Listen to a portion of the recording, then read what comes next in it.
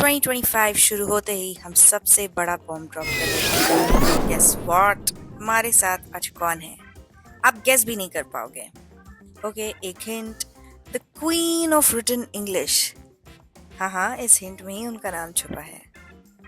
And it is none other than Rani ma'am herself। Ritika, अगर बात आती है इंग्लिश की भूत की, तो मेरे साथ तो ऐसा कोई प्रॉब्लम नहीं हुआ, क्योंकि सिंस मेरी थ्रू आउट जो स्कूलिंग है वो इंग्लिश मीडियम से रही है। लेकिन लास्ट 15 ईयर्स से मैं जिन स्टूडेंट्स को पढ़ा रही हूँ ना, उनके जनरली क्वेरीज आते हैं कि मैम कॉम्पिटिटिव एग्जाम तो निकल जाता है, बट कुछ ऐसे एग्जाम्स होते हैं ना रिटन के बाद, जहाँ पे उनको इंटरव्यू भी देना होता है। तो कई एग्जाम्स ऐसे होते हैं जहाँ पे स्टूडेंट्स हमारे फंस जाते हैं, लास्ट मोमेंट में एग्जाम्स क्लियर नहीं कर पाते। जैसे हमारा सीडीएस का एग्जाम है, काफी सारे बच्चे इंग्लिश पढ़ तो लेते हैं, ग्रामर के रूल्स वगैरह रिवाइज कर लेते हैं, टिप्स पे होते हैं, इनफैक्ट वोकेबलरी भी टिप्स पे होती है, बट उनका जो सेकेंड फेज आता है दैट इज एसएसबी। वहां पे बच्चे बुरी तरह से डरे हुए होते हैं। तो मैं अपने स्टूडेंट्स को यही बोलना चाहूंगी ना कि देखो, इंग्लिश को ना हमने एक बहुत बड़ा हैवॉक टाइप से क्रिएट करके रखा है, एज सच ऐसा कुछ नहीं है।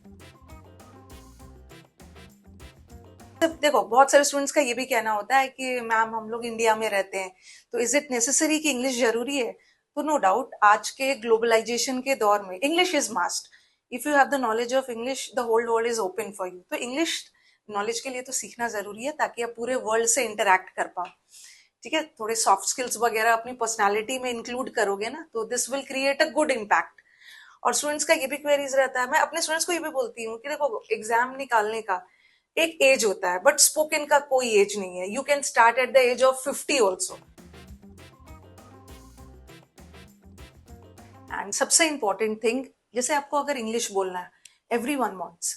इंडिया में मैं देखती हूँ, ठीक है, आप लोग बोलते हो कि इंग्लिश सीखना जरूरी है, but every one wants to speak in English. और लेकिन वो हिचक जो है ना, वो उन्हें रोकता है। उनका कहना होता है कि मैम अगर गलत इंग्लिश बोल देंगे ना, तो लोग हंसने लगेंगे। तो मैं अपने जो भी व्यूअर्स है उनको यही बोलूंगी, हंसने का तो क्या, ऐसे भी लोग हंसते ही हैं। ठीक है, वो सब एकदम भूल जाना है।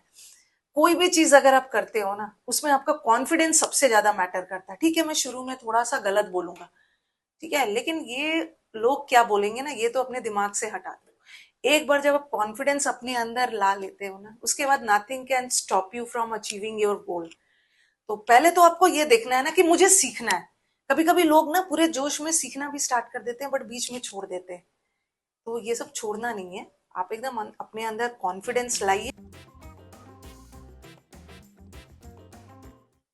दूसरा क्वेश्चन हमारे स्टूडेंट्स का ये भी होता है कि मैम कई बार हम स्पोकन इंग्लिश के इंस्टीट्यूट्स से जुड़ते तो है, ग्रामर के रूल्स और वोकैब तो सीख लेते हैं, उस समय तो लगता है कि सब चीज समझ में आ गया, बट जब बात आती है ना बोलने की, तो मुंह से इंग्लिश निकलती ही नहीं है। और गलती हम लोग क्या करते हैं ना, खासकर हम इंडियंस में एक कॉमन चीज है कि हम लोग क्या करते हैं कि कोई सामने से क्वेश्चन पूछता है ना, तो first we try to convert. अगर वो कोई क्वेश्चन पूछ रहा है, तो हम उसको मन ही मन में स्ट्रगल कर रहे होते हैं इंग्लिश में ट्रांसलेट करने के लिए। और जब तक हम आंसर करते हैं ना, तब तक काफी लेट हो चुका होता है। तो ये सब आपको थोड़ा सा हटा देना है, थोड़ा सा होमवर्क करना है।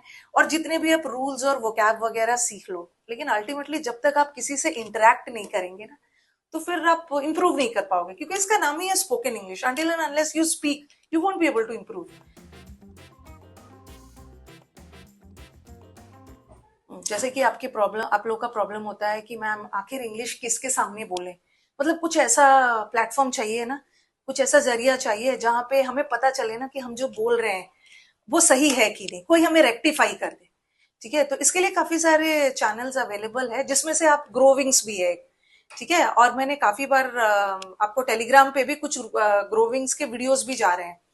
ओके, जहां वो स्पोकन पे काम कर रहे हैं, तो उस चैनल को आप लोग सब्सक्राइब कर लीजिए। वहां क्या होगा कि they are there to help you. जो भी स्टूडेंट्स इंग्लिश को लेके स्ट्रगल करते हैं, खास करके I am talking about the spoken part, तो वहां पे they are there to help you. बस आपको क्या करना है, English with Rani ma'am channel Telegram पे उनके छोटे छोटे क्लिप्स जाते हैं, आप क्या करना कि उस चैनल को सब्सक्राइब करो, वीडियोस देखो, और अपना फीडबैक जरूर दो। क्योंकि आपके फीडबैक के अकॉर्डिंग ही ना उनकी टीम काम करेगी, आपकी नेसेसिटी को ध्यान में रखते हुए, कि मतलब आप कैसे कैसे वीडियोस एक्सपेक्ट कर रहे हो। मेरे पास काफी स्टूडेंट्स के क्वेरीज भी आते हैं कि मैम काइंडली आप स्पोकन इंग्लिश का क्लास शुरू करिए।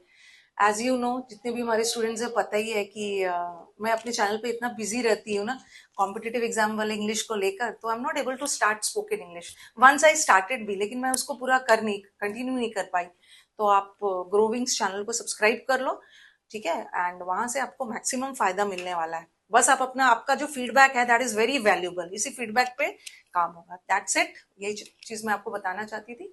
चलो, happy learning. I choose growing. They chose growings. Do you choose us too?